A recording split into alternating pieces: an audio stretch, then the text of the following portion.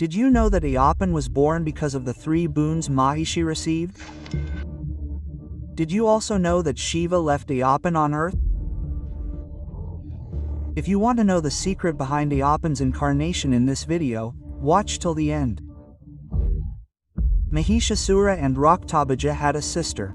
Her name was Mahishi, and she had no parents. This Mahishi lovingly raised Mahishasura and Raktabhaja. Seeing the Devas deceiving her brothers before her eyes, she went to a dense forest and angrily sat in the fire to do intense penance for Brahma, wanting to kill the Trimurti and all the gods. That Mahishi does penance continuously, not for days, not for months, but for 50 years. Brahma, pleased with her penance, approaches her, fearing what boon this Mahishi will ask for. Mahishi, I am pleased with your penance, but don't make the same mistakes as Mahishasura and Raktabhaja. Hearing the names of her brothers from Brahma's mouth, she became angry. Her first boon is that no human should kill me. No god should kill me. Secondly, my death should only be on earth. Thirdly, my death should only occur at the hands of a child born to Shiva and Vishnu. He must be celibate by birth. He should live without any lustful desires. After hearing these desires, no words came from Brahma's mouth.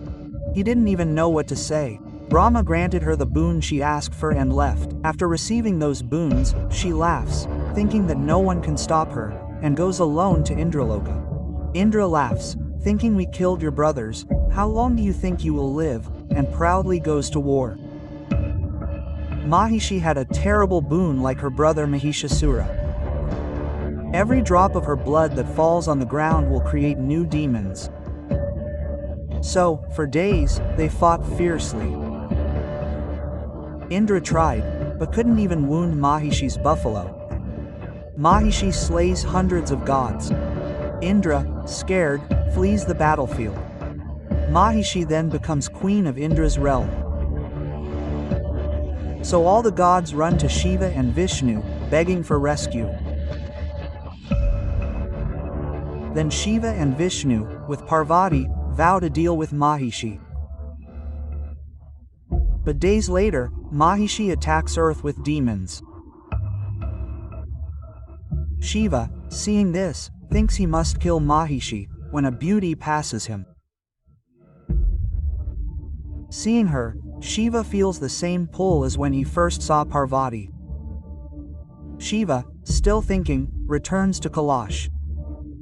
The next day, Narada says no beauty is greater than Mohini's. Hearing this, Shiva tells Narada Mohini can't surpass Parvati.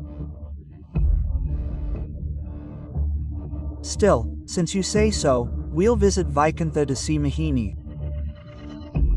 With that, Shiva and Parvati set off. Reaching Vaikuntha, Mohini sees Shiva, smiles softly, and vanishes. Wondering where she went, Shiva looks around, then sees Mohini in a distant garden. Even Parameshwara is stunned by her beauty. Shiva is so entranced because Mohini is Vishnu's Shiva Mohini form, blessed by Parvati. Lost in Shiva Mohini's beauty, Shiva, dazed, slowly walks toward her. Then Mohini laughs, teasing Shiva to follow. She runs ahead a short distance. But as they both reached a certain spot, they stopped, locked eyes, and froze. At that moment, a powerful light emanated from both of their bodies. The two lights merged, giving birth to a baby boy. That boy was Ayyappa Swami. Nearby, Parvati Devi, who had been watching all of this, smiled softly, knowing that the promise to the gods was about to be fulfilled. However, the reason for this boy's birth was the destruction of Mahishi. Due to Mahishi's boon, she could not be defeated in heaven. She had to be killed. So, as soon as the child was born, Shiva took the child and left him on the banks of the Pampa River, and then returned to Kailash. To protect the little boy who had been left alone in the dense forest, Vishnu turned into a tiger and stood nearby as a guardian.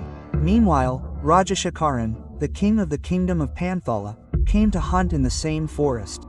As he was finishing his hunt, he heard the sound of a baby crying. Upon seeing the boy, Rajashekaran was overjoyed, because he had not had children for a long time. So he took the child, who had appeared alone in the middle of the forest, with him.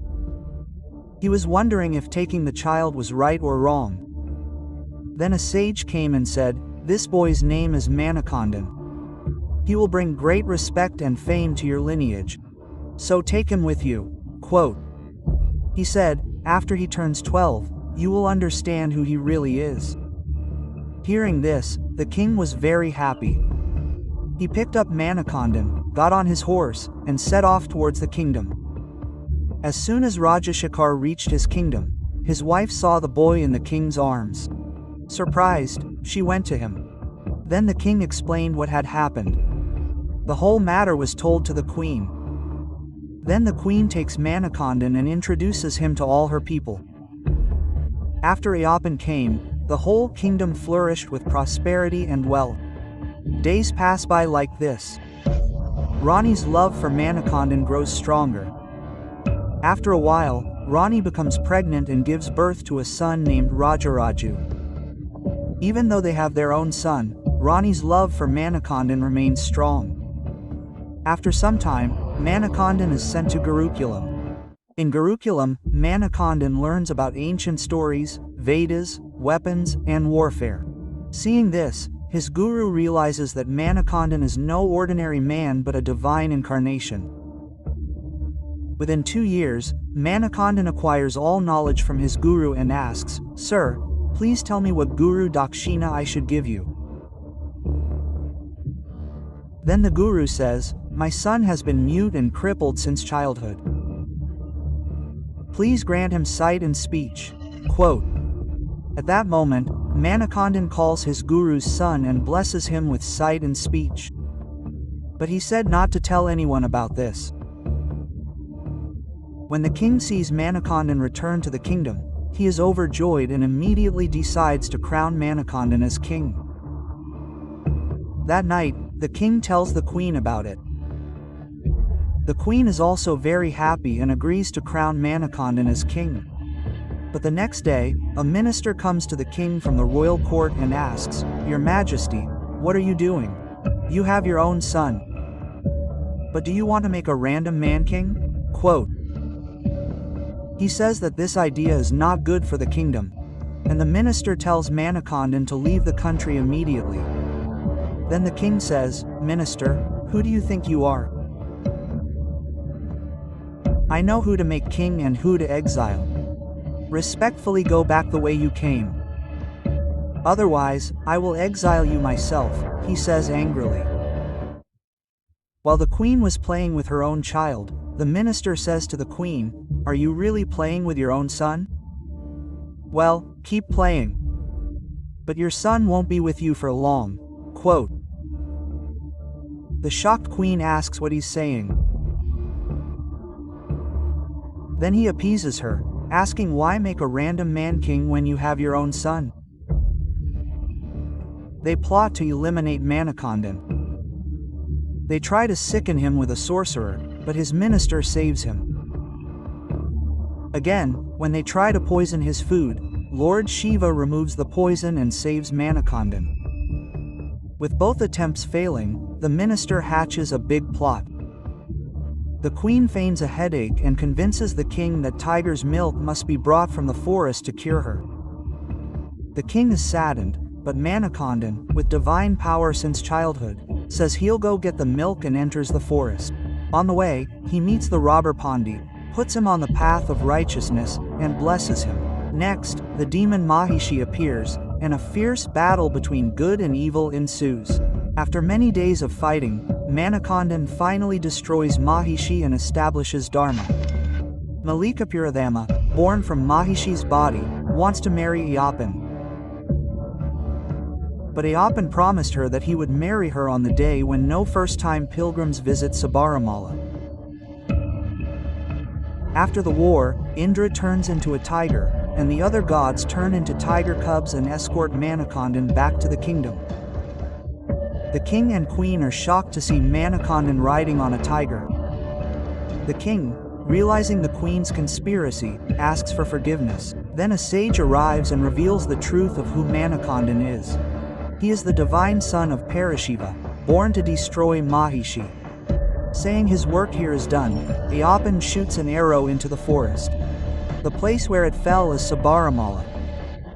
He tells them to build a temple there, saying he will be there to protect everyone who visits him with the grace of Swamiye Saranam Ayyappa.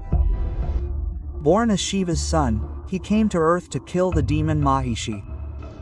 If you know Swami Ayyappan's other names, please comment below.